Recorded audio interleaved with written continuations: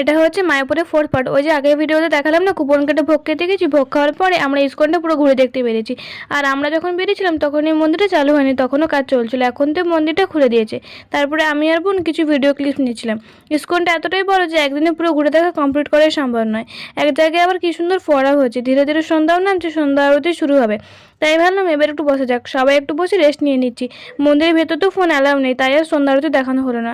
সন্ধ্যা আরতি দেখাটা অপূর্ব ছিল। আরতি দেখে বেরিয়ে যাওয়ার সময় এই বিশাল বড় বড় দুটো হাতি দেখলাম। পরে আবার জানতে পারলাম এই হাতির দুটো আনা হয়েছে প্রতিদিন আরতি করার জন্য। যাই হোক, এবারে তো আর দেখা হলো না, যদি পরে আবার আসা হয় কোনোদিন দেখার চেষ্টা করব। আর কিছু ওখানকার ভক্তরা কি সুন্দর রঙ্গোলি দিয়েছিল রাস্তার মাঝে মাঝে, আবির আর তার সাথে গোলাপ ফুলও ছিল। তারপর আবার এই গোমাতা দেখতে পেলাম। তারপর আমরা লঞ্চে করে নবদ্বীপ ফিরে এলাম, যেহেতু ওখানে আমরা হোটেল নিয়েছিলাম তাই জন্য আবার নবদ্বীপে ফিরে আসতে হলো। আর এই যে সকাল সকাল এনে দর্শন পেলাম। আমরা মায়াপুরে গিয়ে যা যা ফটো তুলেছিলাম এখানে দিয়ে দিয়েছি। মায়াপুরের ব্লগগুলো তোমাদের কেমন